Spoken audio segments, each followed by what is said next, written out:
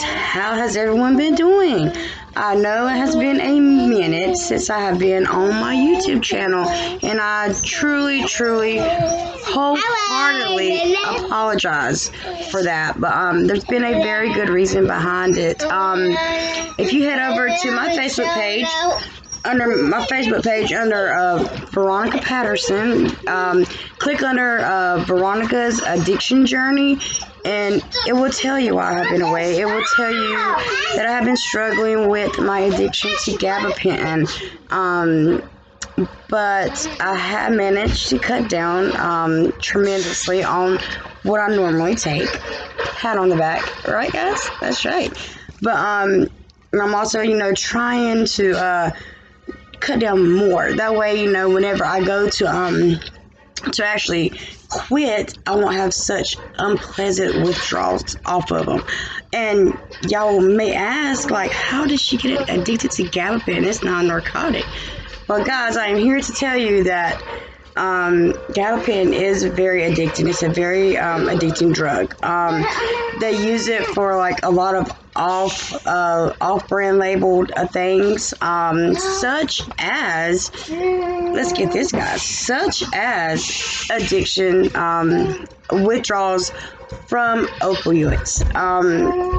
That don't go for like heroin or nothing like that. It does go for like oxycodone, hydrocodone, something like that, or like painkillers. It does help subside the negative effects of the withdrawals off of those drugs. And that's actually what I began to use it for. I'm not even going to lie. And also, I do struggle. Sorry, guys. I do struggle with restless leg syndrome, which it is used for to relieve your to help with the restless leg syndrome.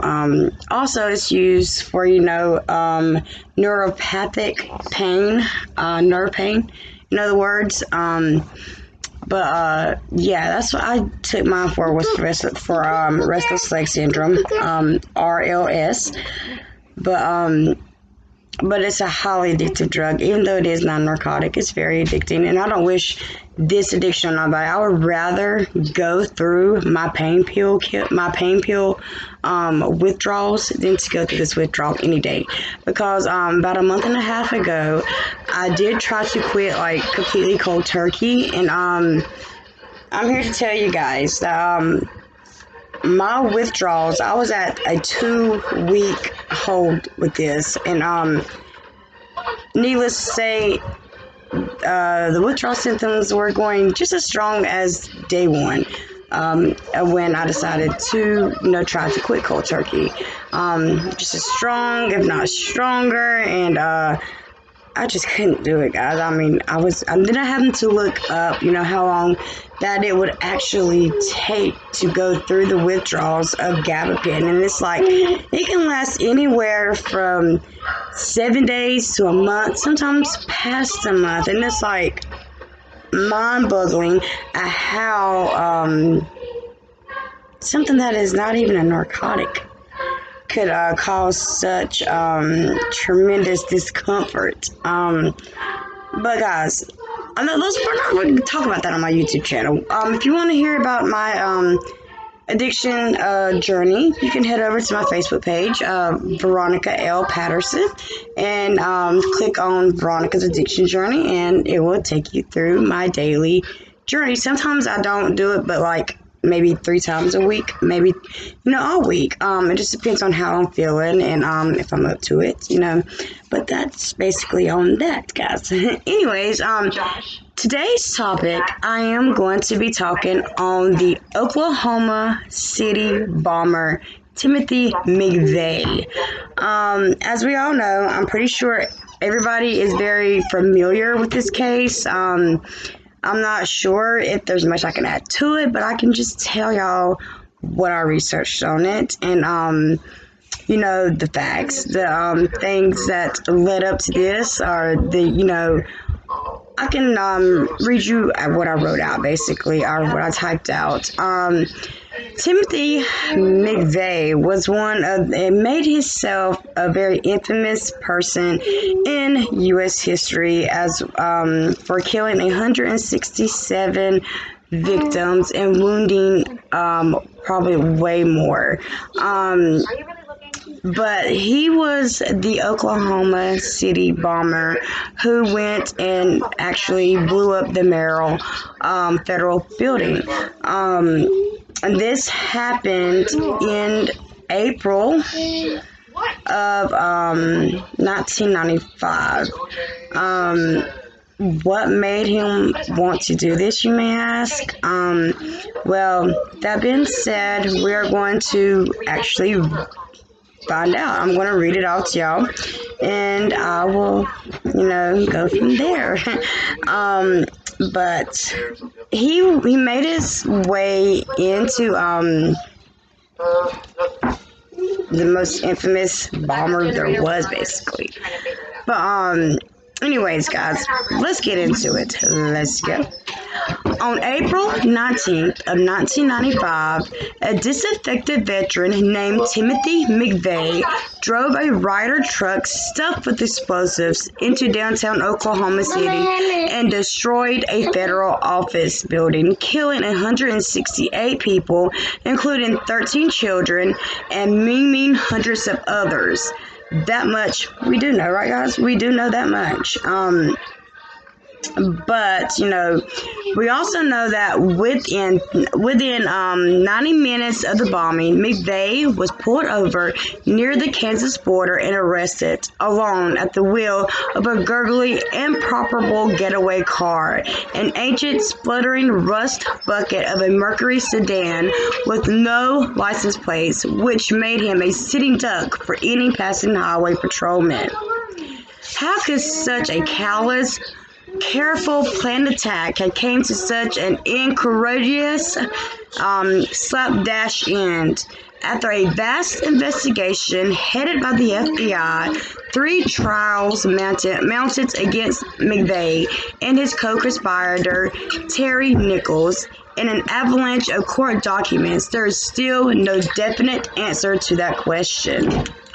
So they really don't even know, the definite thing that led Timothy and Terry Nichols to commit this hideous, callous act of, murder, mass murder. They have no idea, and let's just read on, guys.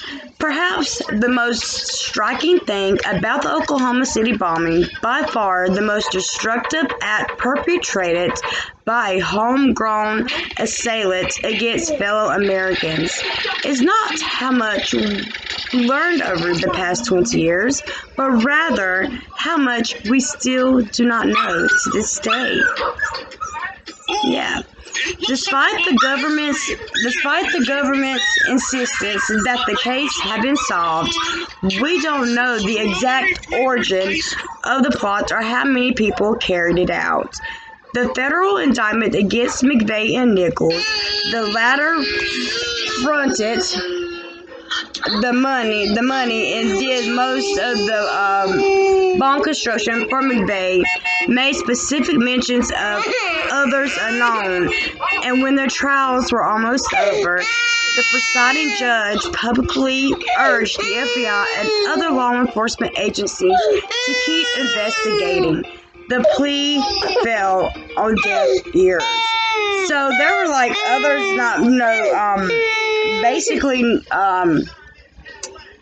they have reference to others in their sayings or in their testaments or their whatever, but they refer to others. So who are these other people? Are these other people still alive? Does these other people even exist? Was it just Timothy McVeigh? Because he's the one that drove the RYDER truck into downtown Oklahoma City, and he's the one that detonated the bombs that day. Terry Nichols did help in building the bombs because these bombs were homemade. bombs. Guys, excuse if you hear dogs in the background. I know it's kind of noisy, but anyways, but Timothy was the one that actually detonated the bombs that day. But Terry was convicted also because he helped build them. He might as well just went downtown with them and set them all too, because basically he aided and abetted in basically destroying 168 lives and hundreds of more. For what reason? Nobody really knows the definite answer to that. And it's like, what in the heck?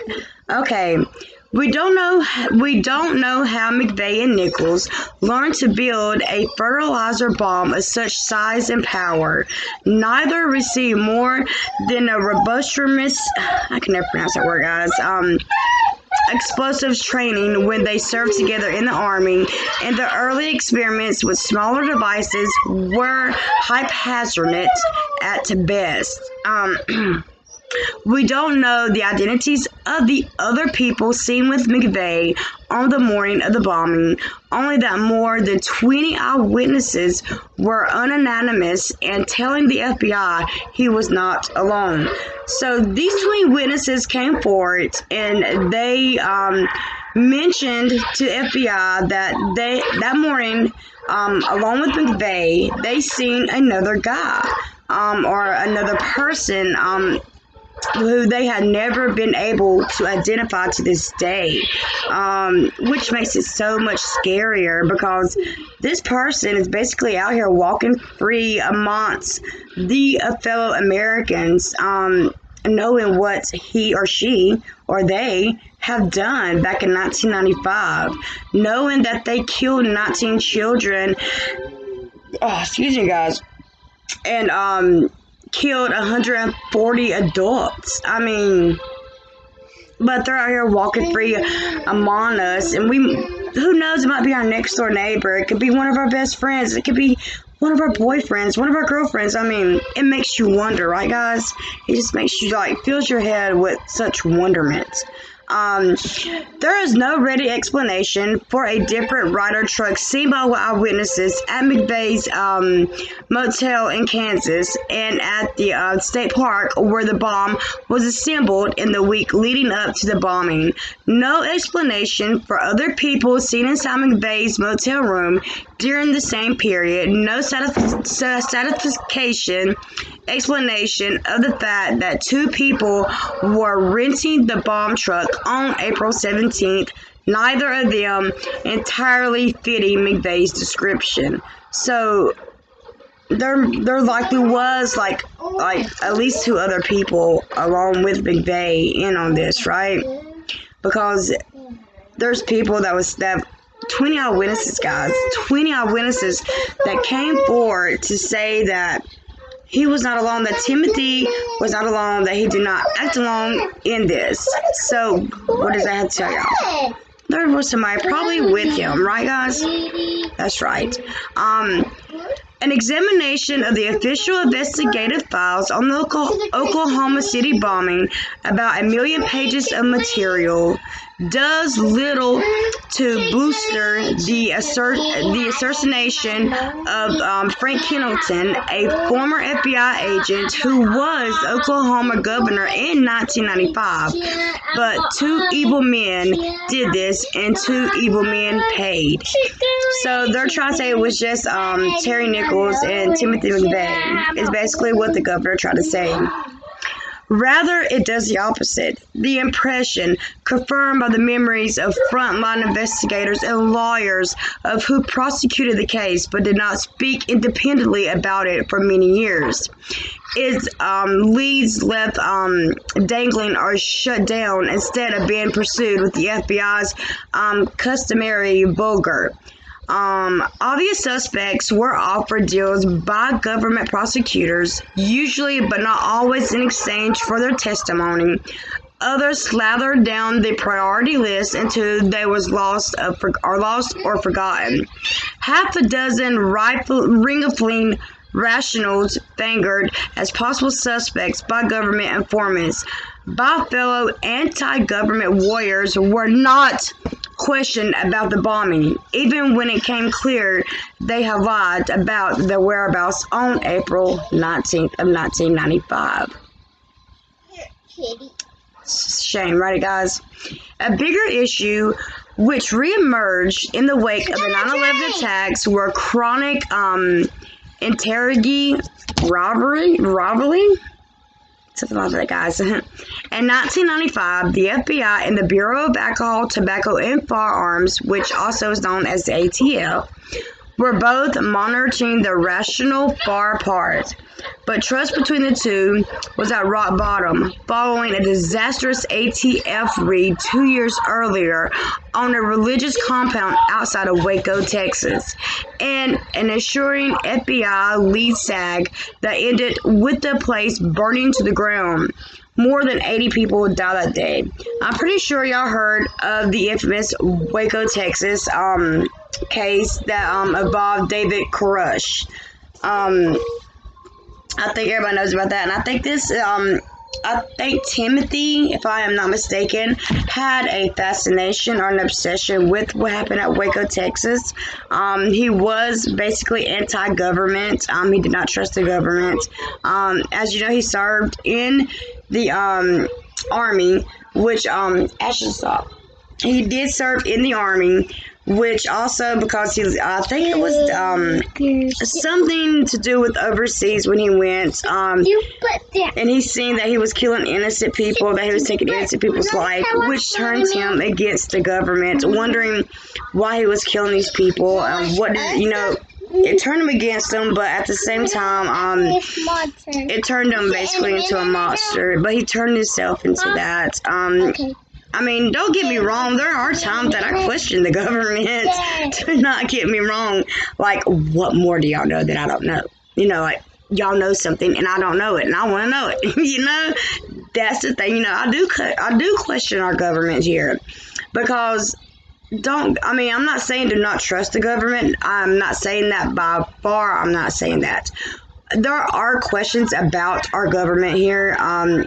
They do keep a lot of things from us Americans. They keep it from their fellow people. I'm not sure if they keep it from us to keep the fear down, to keep the anxiety levels down, to keep us from, I don't know, guys. I don't know what to say about that, but I do question our government. Some things I do not trust them on, and I will not trust them on certain things. Because it's not, there's a lot that, is evident to any human being that the government is keeping. There are secrets that they are keeping. That we all know. We all know that. But let's read on, guys. In the early 1995, the ATF didn't tell the FBI it had an informant inside a remote community in eastern Oklahoma that the informant had reported talking of bombings, and that the ATF, afraid of triggering another Waco, had decided to pull the informant out rather than act on her information. Mcveigh telephoned the community in the Oklahoma City 2 weeks after the informant was shut down, and there are multiple indications he came visiting days later in the search of recruits. John Mcveigh, who was ATF director in 1995, said in a 2010 interview with me that if the informant had been kept on, the bomb plot may have been thawed, which means, basically they're saying that if they had kept the informant inside the office at that time, or inside the place that they were at that time, that maybe this bombing may never have happened, or it may have just been stalled a couple of days. But what difference does it make? Even if it was stalled or, put on froze for a couple of weeks, either way it go, they was going to carry out this bombing. I don't think there was no apparent way to stop Mcveigh and Nichols from doing this, for the simple fact of his way of looking at things, the way he had looked at the government. how he looked up to certain characters. Like, he looked up to, who was that? Hitler, maybe? I want to say Hitler. Maybe. And I know he wanted in on the Malaysians. I know he was a racist. I know, all these are proven facts. But I don't know if he was a major racist like that. But I know he was very racist against, people of different colors, people, different religions, people of anything in that sort. He was very, very much against. Anyways, let's read on. The FBI, meanwhile, had its own trouble history with, I want to say Oklahoma City, I don't know. Since influential players have both agencies were reluctant to open that can of worms, it remained largely unopened to the fury of investigators, including Danny, we're just going to call him Danny, who ran the task force for more than 2 years. Quote, when you get agencies working together in a joint task force, they will be held holding hands, not keeping their fingers crossed behind their backs, Danny said. Sometimes dealing with other players in this is like pulling teeth from a toothless tiger. The Justice Department felt pressure to win what was turning into a frustrating circumstantial case, especially against Mcveigh, against Timothy. Prosecutors knew Timothy was guilty and were pretty sure it was his idea to park the truck bomb directly beneath the daycare center at the Alfred P. Murrah Federal Building. Their challenge, though, was to prove it without raising significant questions about others they could not catch, or whose involvement they could not demonstrate beyond a reasonable doubt. So at the time, basically what they were saying, when they took Timothy to court, they had to prove that he was guilty beyond any reasonable doubt, that he acted solely alone on parking that RYDER truck full of bombs to detonate at any given minute, that he and him alone was the one that drove it and parked it dead in front of the MERRIAL building, right there where a daycare center was located. They say that they do not know if Timothy knew at the time that there was a daycare right there, that they're not sure, they cannot prove that. But there was a daycare center right there where he parked that RYDER truck at. And 19 beautiful, innocent children lost their lives because of that. Sickening, sad how American people like that could go against his fellow Americans. But then again, he fought in the army. He served our country, but then he turns against our country, basically. It's more like a terrorist attack, it seems like. And so, a month into the investigation, the desire to keep looking for other suspects or sniff around places like started giving way to a contrary impulse not to over complaints the stories or give ammunition to the defense at trial, even as the government struggled, guys, to find conclusive evidence that Timothy had been at the key location in the bomb plots, or been there with nobody but Nichols. His role was expanded in the official narrative from leading suspect to sole mastermind. So then they're trying to say that Timothy was the mastermind, that Terry Nichols was just like aiding and abetting in the act. Nobody knows for sure, but they do know that Timothy himself was the one that drove the RYDER truck up and parked it there and detonated the bombs. That we all know for a fact. Quote, if you convicted Timothy but did not get the death penalty, that would not be okay, said Scott Mandoff, one of Timothy's prosecutors. We cannot lose this. It was like a pressure rocker.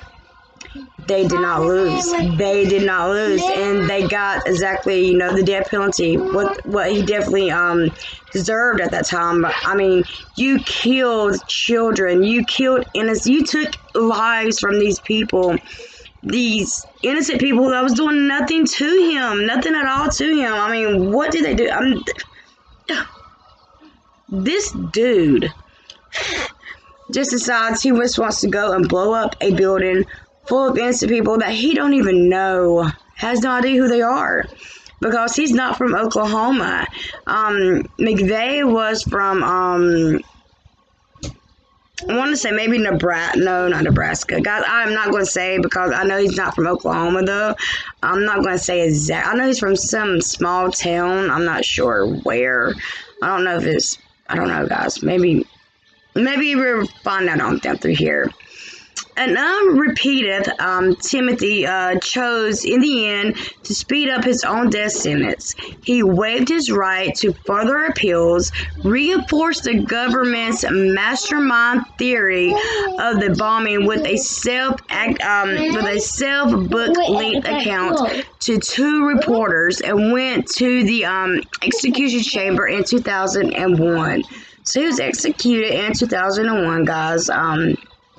I want to say about lethal injection, probably, because I think they had done away with, like, the electric chair and stuff like that, but they still do the lethal injection, and maybe the gas chamber, and I'm not sure if California still has that. A lot of states have actually done away with the death penalty. A lot of them, you know, won't even, you know, don't even do that. I know North Carolina is one of them states that don't believe in death penalty. In North Carolina, we believe it's unethical to put another to death, which, you know, in some cases, I do not believe in. I do not reinforce the death penalty, but in cases when it involves children, I pretty much, you know, root all day long for the death penalty when it comes to children. Yeah, that point. Okay. Now let's dive a little bit into the life of Timothy Mcveigh himself. Timothy Mcveigh is escorted from the Noble County Courthouse in Perry, Oklahoma on Friday, April 21st, 1995. It's not just conspiracy theories who doubt Mcveigh dreamed of the plot by himself and carried it out with just Terry Nichols for help. Larry, the number 2 prosecutor against Timothy and the lead prosecutor against Nichols, has acknowledged his team did not entirely believe it either. Quote, "If you had said it to us, anybody in the room 100% confident that Timothy was alone, raise your hand.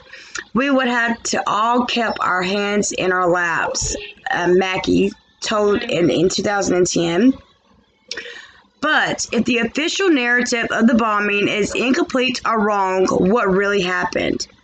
One thing the prosecutor stripped away at trial was the vile content of the rational anti-government movement, which in the early 1990s was in a ferment over that it saw as a crypto-facet government tacticals at Waco and at Mountainside Sledge at Ruby Ridge, Idaho, in which a government sharpshooter killed the wife of a survivalist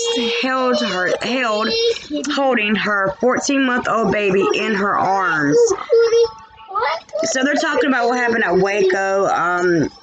If y'all don't know, Waco, Texas, Ruby Ridge, the government did shoot a lady holding her 14-month-old baby and the husband because of a standoff thing that was going on. I don't know if it was to do with Malaysians or what. I don't know. But I have read up a little bit on Ruby Ridge, but not much. But that is actually what caused the standoff at Waco, Texas also. So, you know, that was far from the tree. I don't know. This is just crazy. I mean, like I said in the beginning, there is certain things I don't trust my government about, but I'm not going to go out here, you know, bombing the federal building or going to blow up the FBI building or going to blow up my sheriff department.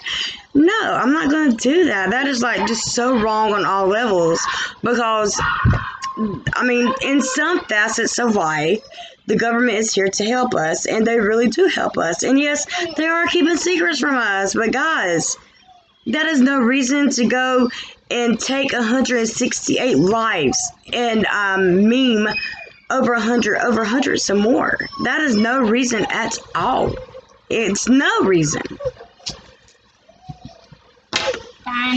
Anyways, in 1992, a propagandist named Louis Beam, described by a senior ATF investigator as the most dangerous man in America, gave a speech to fellow rationals calling for 1,000 points of residence. It was time, he said, quote, to fertilize the tree of liberty with the blood of both patriots and triads.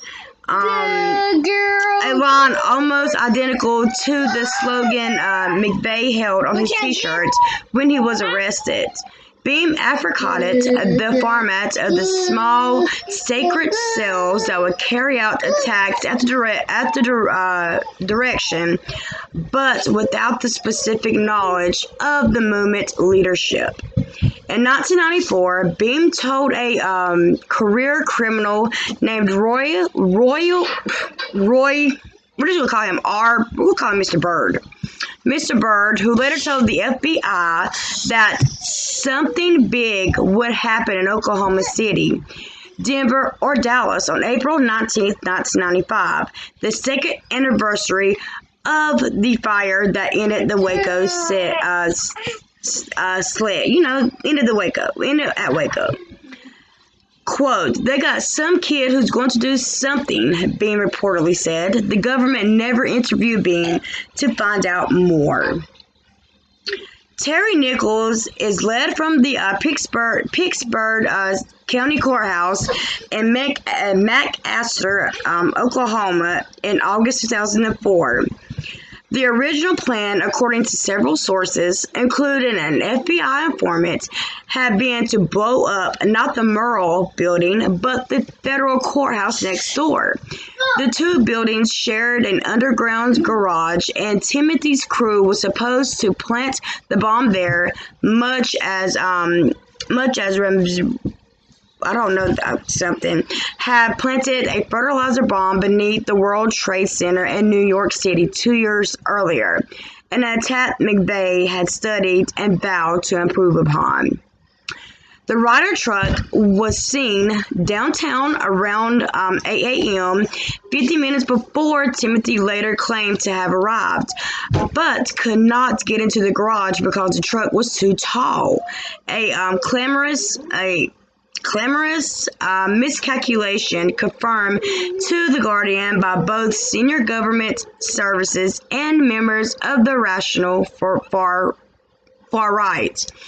There followed a nerve-wracking hour in which people and vehicles associated with the RYDER truck were spotted several times around downtown and adjoining neighborhoods.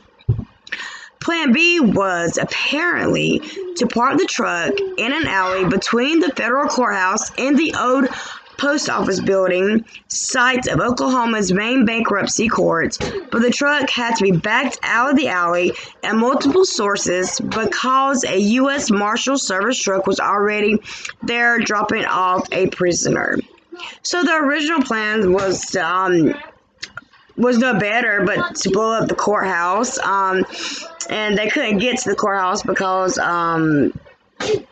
there was a truck there dropping off a prisoner. So parking the bomb in the handicapped spot directly below the daycare center was Plan C, and as far as anyone could tell, Timothy's idea alone.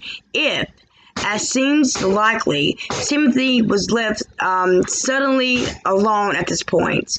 The 18-year-old Mercury Marquise may have been the only car available to him. Everything about it, including the missing license plate and the propaganda materials left on the front passenger seat, suggested it seems it was meant to be kept close to a bomb site and provide a signature for the attack. It became a getaway car only as desperation measures. Yeah, okay. Avon Alam crouches over with her daughter, Bella, at the memorial chair of her daughter Bailey, who was killed during the bombing of the Alfred Murrah Federal Building. Who were the other people seen with Timothy? We don't know. Although members of the Mcveigh subculture have certainly pointed fingers at residents of Elham City, at a chemist living in the Arizona deserts whom Timothy tried to recruit, and as a white supremacist punk rocker turned bank robber named Kevin. Oh, guys, I'm sorry. Named Kevin. Hold on, my guys, I messed up. Yeah, that part. Okay, I went too far up this time, guys. The kid jumped down and hit the computer.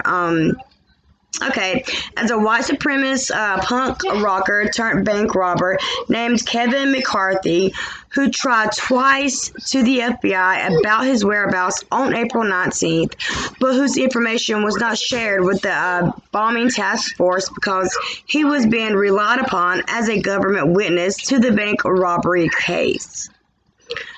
We also don't know the identities of the original John Does 1 and 2, the people who rented the bomb truck under analysis in Junction City, Kansas, and whose sketches were circulated widely in the days after the bombing. The FBI could never convincingly show how Timothy got to the rental shop himself from a McDonald's where he was captured on surveillance tapes shortly before the timestamp on the rental agreement. It's possible that whoever did rent the truck played no further part in the conspiracy. What we know is that the government showed little interest in answering these questions once the case against Timothy and Nichols was set. The Clinton administrations wanted convictions and closure. The FBI director, Louis French, was engaged in a war of affirmation against many of his own senior investigators over personality clashes. Some of the FBI's best and brightest were either distracted or prevented from doing what should have been doing their jobs at that time in their career field. Oklahoma City has come to an overshadow, of course, by its even bigger atrocities of 9/11 and all the geopolitical earthquakes that have followed. It is in many ways America's forgotten tragedy, and that constitutes of a failure in itself. Andrew is the author with No. Okay, wait a minute. Okay, guys. That was it on that. But as you see, Timothy, he was a basically anti-government person. He did not believe the government. He did not trust the government. His plan was not to blow up the Merrill Federal Building, but his plan was to blow up the courthouse in conjunction to it, and it shared the same parking garage as the Merrill Building. I mean, they have like Plan A, Plan B, and Plan C. So either way it goes, they were going to commit atrocities against their own kind of Americans. And it seems like it would be a terrorist attack. If you did not know any better, you would think it was, because all of the it was a mass murder. All the unfortunate deaths that came along with this. You would think it was a terrorist attack if you did not know any better. what I got to say on Timothy McVeigh is that he was one of America's most infamous monsters there is. Mass murderer. He was a mass murderer. He was cold and callous, hideous, disgusting, piece of shit of a human being. I mean, I don't know if you would want to give him the title of being a human being, because anybody that is like that of a regular human being would had a conscience and would not even played out that, would not even done that in the first place. No matter how much you don't trust the government, no matter how much you hate somebody, no matter how much you do anything, anybody with a conscience, with a heart, any human being, any normal human being would not have carried out such a hideous crime against humanity as of your own, against anything like that. I cannot seem to grasp the I don't even know what to make of him, because I know there has been many other attacks since the Oklahoma City bombing, and sadly to say that even as 2021 approaches very fastly, we are nowhere near the end of any mass murders or anything. This world has become a place of evil. It has become a place of, you're fearful, you're scared just constantly, it has become a place where you cannot leave your door unlocked. Even when you're sitting in your home during the day, it's like your best bet is to lock your door, because you're not sure if anybody's going to come barging through there to rob you or to just kill you just for the fun of it, just because they want to know how it feels to kill somebody. You don't. This is what this world has come to, guys. And I don't know what we can do to even begin to even change it or try to change it, because it's up to us as Americans, and we have to work together in this. And a lot of times, you got people working completely against you because they're either racist, they're either a different religion, or it's like we cannot all come together as one and like be okay, be okay with each other. It's just crazy. And like I see like so many people, like I know this is going to try to, change the subject up a little bit, but I see so many, LGBTQ plus communities. I see a lot of people like basically targeting them because they are different, because, just because they want to be mean and callous. That's all I can think of. Because if somebody wants to be different than you, what is the big deal? I see nothing wrong with it. I love lesbian, bisexuals, gays. I love them all. Because, I got that in my family. My own sister is a lesbian, and I would never picture myself turning my back on her just because of that. People get killed because they're gay, or because, they are bisexual, or because they are, people kill them nowadays for that. People will kill you if you are a mixed race, or if you are completely different than them. You will get killed because of this. Behind this, guys, what has this world came to? What?